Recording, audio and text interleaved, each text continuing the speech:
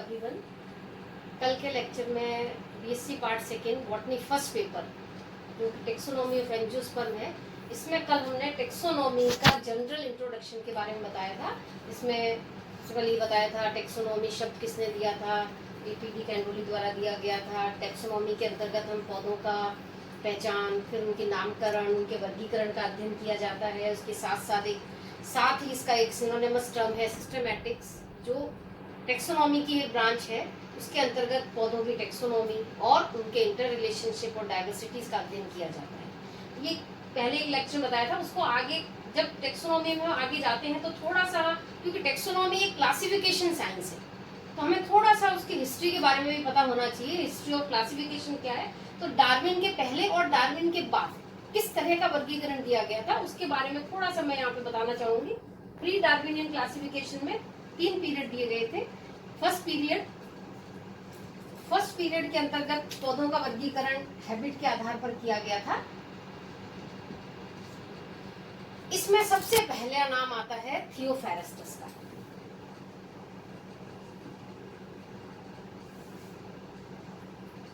थियोफेरेस्टस जैसा कि हम सब जानते ही हैं, क्योंकि सबसे पहले प्लांट्स पर क्लासिफिकेशन, प्लांट्स का डिस्क्रिप्शन, प्लांट्स पौधों का वर्णन थियोफेरेस्टस के द्वारा किया गया था। इसीलिए थियोफेरेस्टस को फादर ऑफ बॉटनी भी कहा जाता है। थियोफेरेस्टस ने सबसे पहले अपनी 2 किताबें, inquiry into the plant and etiology of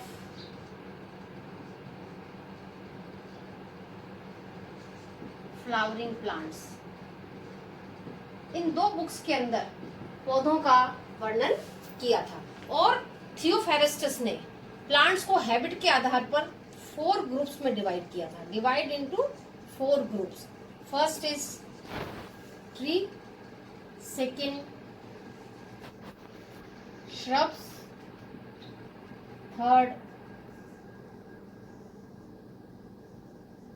undershrubs and fourth is herbs।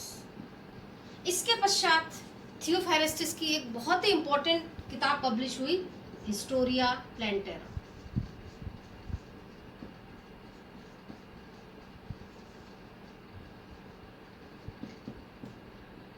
इस हिस्टोरिया प्लांटेरम के अंदर approximate 500 plants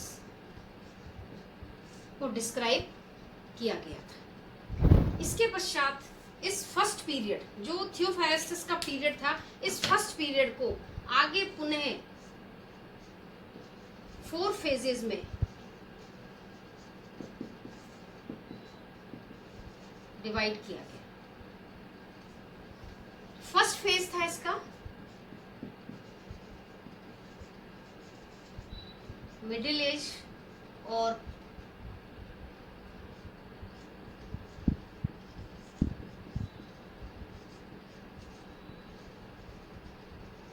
as of dark period. इस समय के दौरान इसका नाम ही है जैसे कि डार्क पीरियड। डार्क पीरियड इसको इसलिए कहा गया क्योंकि इस समय पौधों के बारे में ज्यादा जानकारी नहीं दी गई थी, पौधों का ज्यादा काम नहीं हुआ, इसलिए डार्क पीरियड कहा गया। और ये मिडिल पीरियड था, थियोफेरेस्टस के बाद का काल था, जिसको अंधकार युग भी नाम दिया गया था। लेकिन इस पीरियड में एक वैज्ञानिक एल्बर्टस मैग्नस ने थोड़ा सा पौधों पर काम किया था और अपनी एक बुक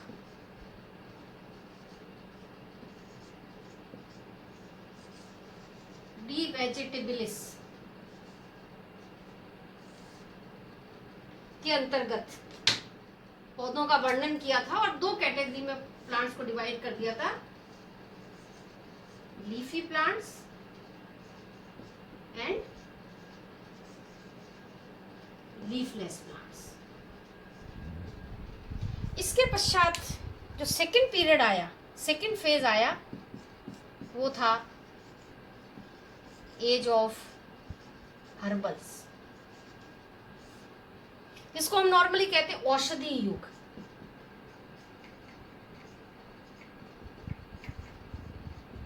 नाम से ही पता चल रहा है कि इस पीरियड के दौरान जो पौधे औषधि के रूप में काम में लिए जाते थे, मेडिसिनली बहुत ज्यादा इंपॉर्टेंट थे, उन पौधों का वर्णन इस पीरियड के दौरान किया गया था। और काफी कुछ किताबें भी इनके बारे में लिखी गई जिनको हर्बल्स कहा गया, और जो लेखक जिन लेखकों के द्वारा इन किताबों को लिखा गया उनको हर्बलिस्ट कहा गया। तो ये भी इंपॉर्टेंट एक पीरियड था जिसमें पौधों की औषधीय गुणों का वर्णन किया गया था। तीसरा एक टाइम आया जिसके अंदर डॉक्ट्राइन ऑफ सिग्नेचर नाम दिया गया।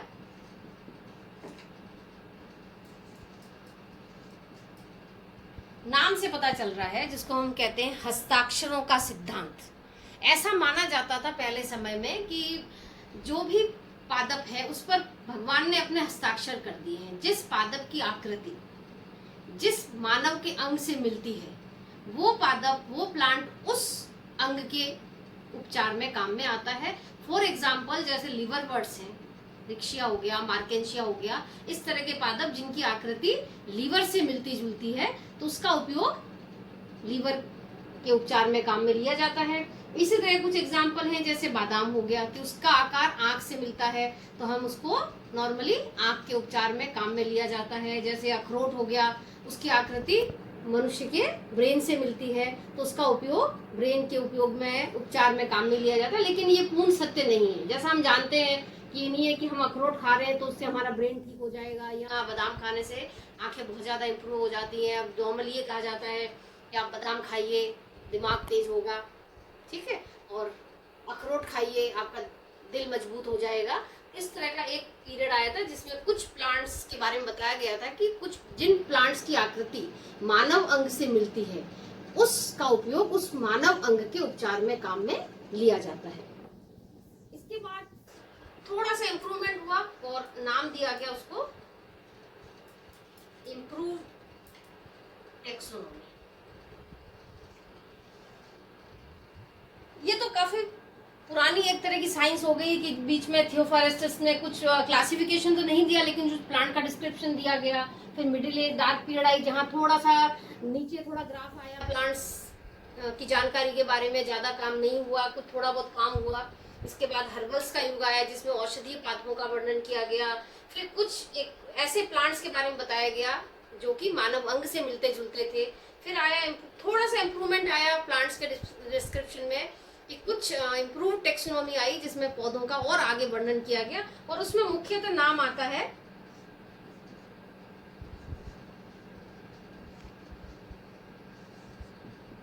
एंड्रयू सीजल पिनियो,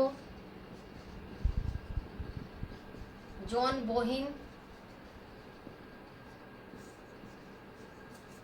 गैस्पर्ड बोहिन,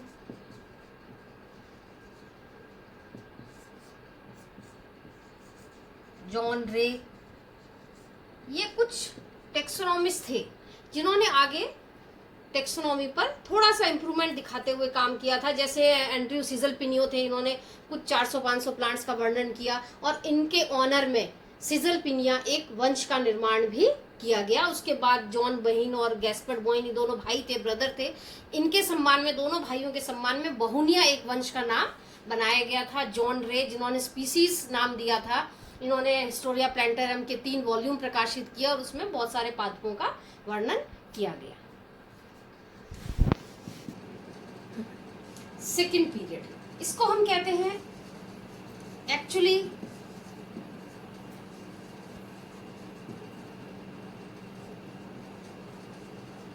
क्लासिफिकेशन पीरियड, जिसके अंतर्गत पौधों का वर्णन किया गया। जो फर्स्ट पीरियड था उसमें क्या था, पादपों का वर्णन किया गया था, क्लासिफिकेशन के बारे में ज्यादा जानकारी नहीं दी गई थी। लेकिन जो सेकेंड पीरियड आया वो था क्लासिफिकेशन पीरियड, और इसमें सबसे इंपॉर्टेंट जो नाम आता है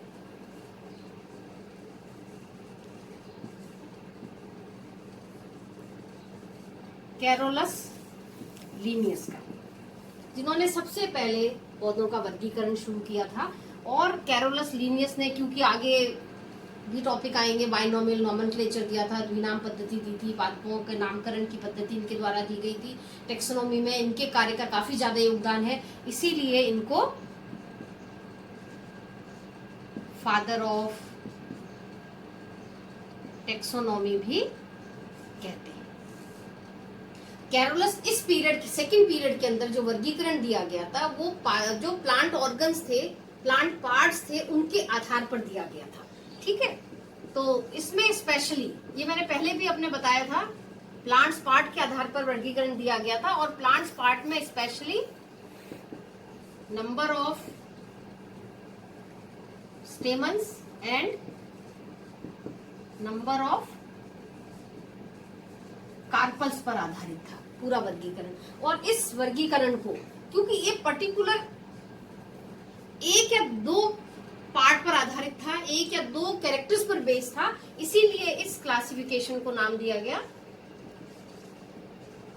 आर्टिफिशियल सिस्टम ऑफ क्लासिफिकेशन।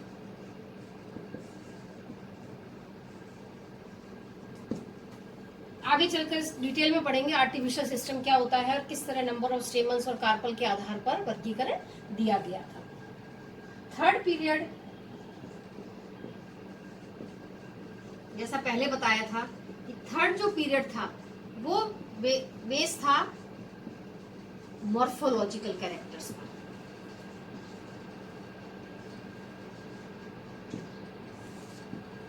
आकारिकी लक्षणों पर आधारित था और आकारिकी लक्षणों के साथ साथ वो आपस में किस प्रकार की अफिनिटी शो करते हैं इसके बारे में वर्णन किया गया था। मॉर्फोलॉजिकल कैरेक्टर्स के अंतर्गत जो मुख्य टेक्सोनॉमिस्ट थे उसमें नाम आता है सबसे important Bentham and Hooker classification. क्योंकि बेंथम एंड हुकर ने जो क्लासिफिकेशन दिया गया था वो पौधों के बहुत सारे मॉर्फोलॉजिकल कैरेक्टर्स पर बेस्ड था, आकारिकी लक्षणों पर आधारित था, इसीलिए ये जो सिस्टम था नेचुरल सिस्टम ऑफ क्लासिफिकेशन कहा गया। इसके अलावा इसमें डी कैंडोली का नाम भी आता है जिन्होंने नेचुरल सिस्टम दिया था क्लासिफिकेशन का। और जो सेकंड पार्ट है इसका, प्री डार्विनियन क्लासिफिकेशन के अंतर्गत 3 पीरियड दिए गए थे, 3 काल दिए गए थे। फर्स्ट पीरियड जैसा पहले बताया थियोफेरेस्टस का पीरियड था, फादर ऑफ बॉटनी कहते हैं, जिन्होंने हैबिट के आधार पर पादपों का वर्णन किया था। इसमें सेकंड जो पीरियड था जो कि प्लांट पार्ट्स के नंबर पर आधारित था, प्लांट पार्ट्स के कैरेक्टर पर बेस्ड था, जिसमें कैरोलस लिनियस का नाम आता है, उनको फादर ऑफ टेक्सोनॉमी कहते हैं। और जो तीसरा पीरियड था उसमें मॉर्फोलॉजिकल कैरेक्टर पर बेस्ड था पूरा वर्गीकरण, जिसमें जो इम्पोर्टेंट नाम आता है टेक्सोनॉमिस्ट बेंथम एंड हुकर का वर्गीकरण आता है, जिसको नेचुरल सिस्टम ऑफ क्लासिफिकेशन कहते हैं। और जो फोर्थ पीरियड था पोस्ट डार्विनियन, इसके अंतर्गत था, फोर्थ पीरियड नाम दिया गया इसको, और ये फोर्थ पीरियड बेस था पौधों की फाइलोजेनी पर बेस्ड वर्गीकरण। फाइलोजेनी का मतलब होता है, इसको हम नॉर्मली कहते हैं जाति वृद्धि। पौधों का उत्पत्ति कब हुई, कैसे हुई, किससे हुई, उसके आधार पर पादपों का वर्गीकरण दिया गया था, जिसको हम कहते हैं फाइलोजेनी। ओरिजिन पर बेस था, इवोल्यूशन पर आधारित। पौधों का इवोल्यूशन किस प्रकार से हुआ, ओरिजिन कैसे हुआ, उस पर जो बेस वर्गीकरण का, ये highly advance type of classification है, जिसको हम फाइलोजेनेटिकल क्लासिफिकेशन भी कहते हैं। और इसके अंतर्गत जो इम्पोर्टेंट टेक्सोनॉमीज जिनका वर्गीकरण आता है, एंगलर एंड रेंटल, हचिनसंस क्लासिफिकेशन। इसके अलावा और भी कई क्लासिफिकेशन है, थॉर्ने का क्लासिफिकेशन है, लेकिन जो मेन आप जो कोर्स में है क्लासिफिकेशन फाइलोजेनी पर बेस्ड है, वो है एंगलर एंड प्रेंटर का क्लासिफिकेशन एंड हचिनसन का क्लासिफिकेशन। इसको आगे चलकर डिटेल में एक एक क्लासिफिकेशन को हम डिटेल में पढ़ेंगे।